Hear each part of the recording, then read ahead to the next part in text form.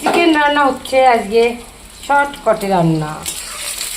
পেঁয়াজ দিয়ে তেলের উপরে, আর এদিকে এই যে সব মশলা দিয়ে কষিয়ে এই মাখিয়ে এবার দিয়ে দেব কড়াইয়ে। একদম শর্টকাটে রান্না চিকেন, খুবই টেস্টি রান্না। কত কষাবেন কত ভালো লাগবে। চিকেন রান্নার মতন সহজ জিনিস কিছু নেই, বিশেষ করে মাংস রান্না খুবই সহজ, সবজির থেকেও সহজ। চিকেনটা ভালো করে কষিয়ে নিলাম, তারপরে এখন জল গরম হচ্ছে, এদিকে জলটা দিয়ে দেব। চিকেনটা ভালো করে কষাতে হবে, আর এদিকে জলটা দিয়ে দিতে হবে। জলটা গরম হয়ে গেছে, চিকেনটার মধ্যে দিয়ে দিলাম, ফুটলেই নামিয়ে নেবো। কালারটা বেশি লাল লাল করতে পারিনি, কারণ কাঁচা লঙ্কা দিয়েছি, সেই জন্য বেশি লাল লাল হবে না। কাঁচা লঙ্কা দিয়ে চিকেন রান্না করে খেয়ে দেখবেন। চিকেন কেন, সব কিছুই, খাসির মাংস হলো কাঁচা লঙ্কা দিয়ে খাবেন, উপকার পাবেন। তো আমি এই যে এবার ঢেকে দিলাম।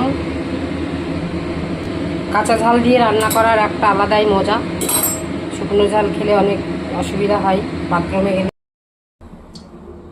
গাজর আলু ভাজা করছি, তেল দিয়ে দিই, এবার দিয়ে দিলাম লবণ আর হলুদ দিয়ে দেবো, আর হয়ে যাবে।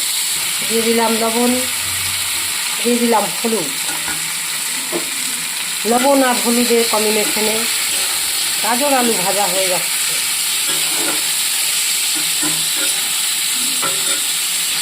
দেব না কোনো পেঁয়াজ রসুন, হয়ে যাবে নিরামিষ তরকারি। এবার ঢাকাটা খুলে নিচ্ছি।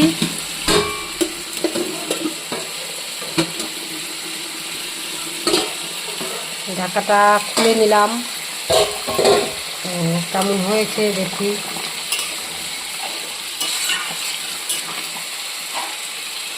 ভালোই হয়েছে, আলুটা গলেই হয়ে যাবে। আলুটা ভেজে দিয়েছিলাম না, এমনি দিয়েছিলাম। এটা আমার নিজে হাতে বানানো মশলা, এই যে দিয়ে দিচ্ছি লাস্টে। গাজর আলুটা ভাজা হয়ে গেছে, অনেকটাই হয়ে এসছে, আর একটু বাকি আছে। তো আজকের মেনুতে এই যে থাকছে, মাংসটা খুলে দেখাচ্ছি, চিকেন,